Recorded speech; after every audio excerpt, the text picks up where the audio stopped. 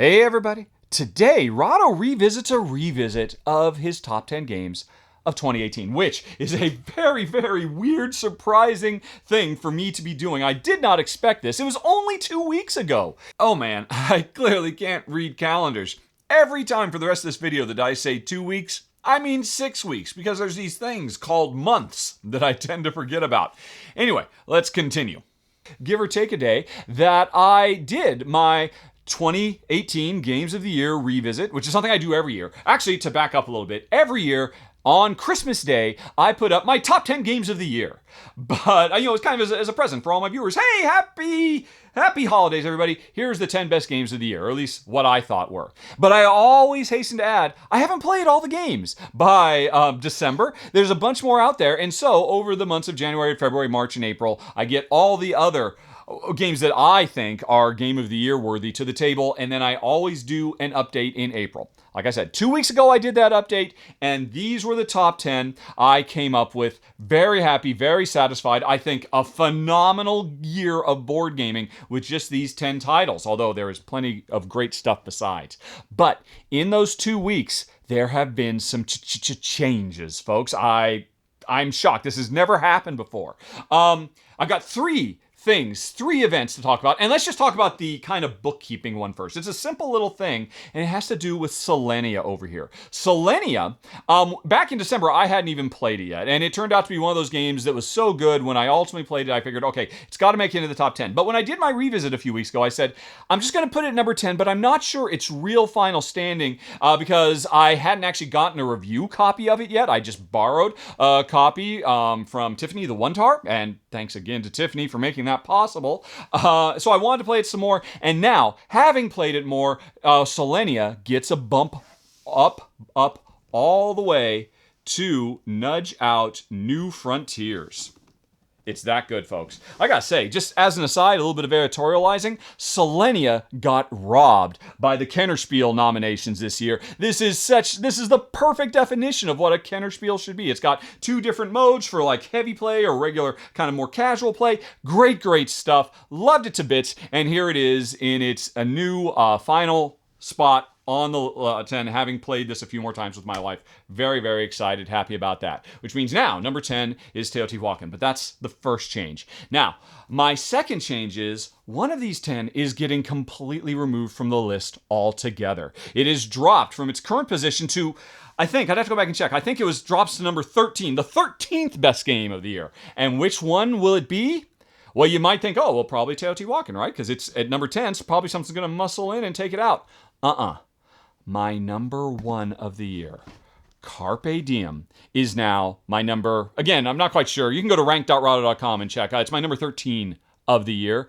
Still, that means it is a great game. It's another wonderful design experience from Stefan Feld. Absolutely adore it. But it kind of doesn't become upper echelon Feld. It becomes kind of mid-tier Feld. And you might be thinking, why? Well, what changed? The game. This game has changed radically because what has happened is the publisher, Ravensburger, has just put out a second edition. It didn't have a very big print run, so everybody was really excited. Oh, I can't get the game. Will a second print run come out? The second print run has come out now. It's available only in German at this moment, as I believe, but I'm sure it's going to go wider. And in doing the second edition, they cleaned some stuff up.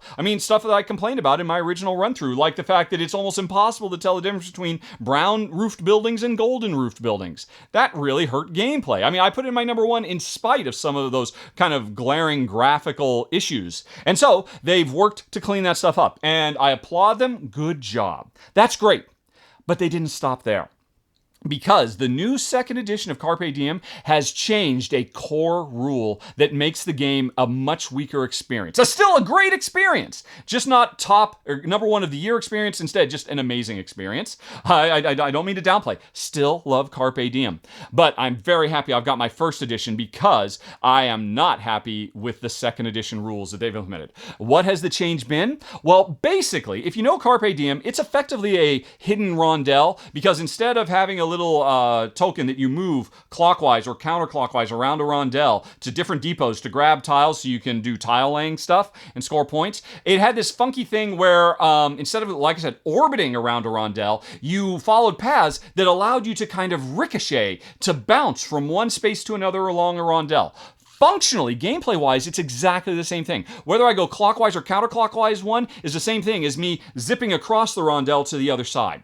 So they changed it because they thought, oh, it'll be simpler and cleaner and easier for folks to understand. They don't have to visually figure out, right, from here I can bounce over to there or whatever. I understand why they made that change.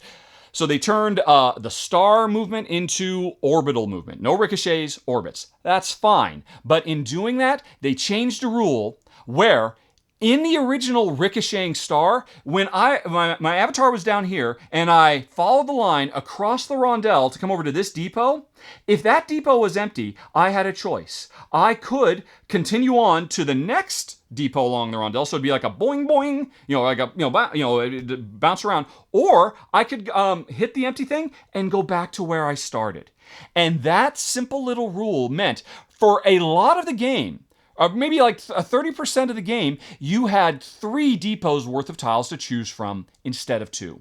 And that is huge. And now you are no longer allowed to return where you came from. If you move, you have to move on to the next one. And by doing that, by making that change, which they made the change because with the change from ricocheting to orbiting motion, they had to make the change because otherwise it would just be very unintuitive. Hey, why am I orbiting around but then all of a sudden just turning around 180 degrees for no reason? So they took that feature out, and in doing that, they gave you, the player, if you own the second edition of the game, significantly fewer options for a sizable portion of the game. And in a game like Carpe Diem that is so tight and restrictive, eliminating 33% of your choices is insane. It makes the game a weaker experience.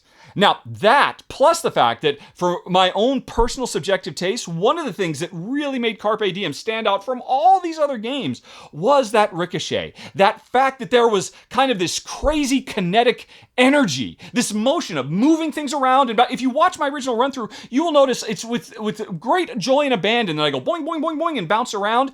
That's not the kind of just fun, light, spirited stuff you see in a dry, stodgy Euro like all these other games. That zest, that flair, that life that it has now been turned into a sedate and stately, well, I'll just go one space clockwise or counterclockwise, and that's all I can do. If there's an empty space, I'll go 2 spaces clockwise. And that, just on a pure tactile sense, is nowhere near as much fun as going boing, boing, boing, boing, boing. Now, if you are a hardcore Euro fan and you don't see any value to tactile, kinetic, energetic ricochet visualizations in your gameplay, well, then you don't care. But you should care anyway, because if you pick up the second edition of Carpe Diem, which I now rank much, much lower, although still ranking very high, you are getting, in my experience, a lesser game. I've gone back and used my first edition and basically implemented the second edition rules because you can do that. And I played it with my wife, and my wife said, this isn't as much fun as it was. Like, why isn't it? What's changed? And I mean, she didn't remember. She didn't remember the star at all. But when I explained, and she's like, yeah, of course. Why did they make? Well, they made that change. And the crazy thing is, Carpe Diem has been nominated for the Kennerspiel, a nomination for the best Euro or Gateway Plus style game out there. And a lot of people are going to go out and pick up the second edition of Carpe Diem based on that recommendation, based on that nomination. But they're not going to actually get the game that was nominated. They're getting this new game that, again, for my taste, is lesser. You might disagree. You might think stately and slow and reserved orbiting is better, and that's fine if you do. But I don't think there's having more choice in my book is almost always better, especially in a game where you're starved for choice. It's interesting. It changes the balance of the game because one of the resources, bread, in Carpe Diem is something that you can use to replicate that ricochet effect of allowing you to stay where you are. It used to be, though, when I played, I never used bread for that because I was instead trying to smartly guess where my opponent was going to go so that I could trigger those ricochet moments when I wanted them. They are forever lost now because the way they've implemented the second edition, if you pick up the second edition, you cannot retroactively use the first edition rules, not unless you get a Sharpie out and draw all over your board to replicate the star pattern. Anyway, boom, it's gone. I have a new #1 game of the year because of this radical out of left field change I don't think anybody saw coming. Actually, that's not true. I saw it coming when they announced they were getting rid of the star. Anyway, my new #1, congratulations, Alexander Pfister. Blackout Hong Kong is the new best game of the year. And, it's deserving. This is a wonderful, wonderful game. I've done a video for it. I talked about it at great length in my revisit. So, I don't have to go back. I'm very, very happy with this as #1. As I said, to me, this is Alexander Pfister's best game to date. I like this more than Great Western Trail, which I know for a lot of people is blasphemy, but it's that good. It's my new #1. So, that means I have a new #10, right? No. Here's the other big surprise. Everybody, say hello to my little friend, NEOM. This has come out of nowhere and rocketed to the #3 spot on my top 10 of the year. And what? How did I miss that? It's insane. Well, I'd like to beg your indulgence here because NEOM, much like Carpe Diem, has gone through a completely out of left field radical transformation at the hands of the developers. NEOM, in its shipping state, would not make my top 10. It would not make my top 50. Not because it isn't a brilliant game. I'm going to do a full run through of it this month so you can see. I talked about it in last month's rundown, if you want to see a little bit of that. In a nutshell, it's a city building game where I'm laying tiles to make a city of the future. And I'm drafting those tiles, much like Seven Wonders. I got tiles, I pick one to put in my city, I hand the rest to my neighbor. That kind of thing. Really good stuff. I mean, one of the best examples of the form I've ever seen. The reason it didn't make my top 10 originally, though, is because one of the tiles in the 3 ages of the game that will show up is a disaster tile. And if I get my hand of tiles and I'm deciding, right, which one am I going to take to build in my city? If I got the flood or the riot or the fire, instead of building up my city, I can play that disaster tile and it hits everybody else and wreaks ruin and destruction on everybody else's city, and I get off scot-free. And it's all but guaranteed that 3 of these attacks are going to happen every time. Because if I get these and I don't want to attack you, but if I don't play this to attack you and everybody else's city, then I'll just have to hand it to my neighbor, and then they'll use it to attack me. So I have to. The first strike doctrine is a big part of NEOM's basic rules. And it's not a fault of the game. For people who like interaction, if you like kind of a cutthroat element to your tile drafting city builder, NEOM, as it was, is a great game. You should check it out. But that's what kept it out of my top list. But the designer of NEOM posted just within the last 2 weeks on Board Game Geek, I'll put a link for it down in the show notes, a thread saying, hey, I've heard so many people disappointed with the fact that they don't want to be attacking their neighbors all the time. Here is an official variant from the rules that basically turns those disasters into ticking time bombs. They no longer go into the draft. Instead, at the beginning of an age, there's a timer that countdowns that everybody can see, in 3 rounds, or 5 rounds, or next round maybe, we are going to get hit by the disaster. And now everybody knows that. Everybody has to plan for it, design their city around it. And so you still get all the cool tension and excitement that the disasters added to the game, which is huge. But I no longer have to destroy you to bring that in. Instead, it's a natural disaster that we all have to deal with. And with that official change, NEOM, like I said, rockets to the #3 spot, thereby giving us my new final top 10 of the year. Like I said, this has never happened before, folks, but usually designers and publishers don't release radical changes or additions to their games after it's shipped. But in this case, they did. And so my new top 10 for 2018.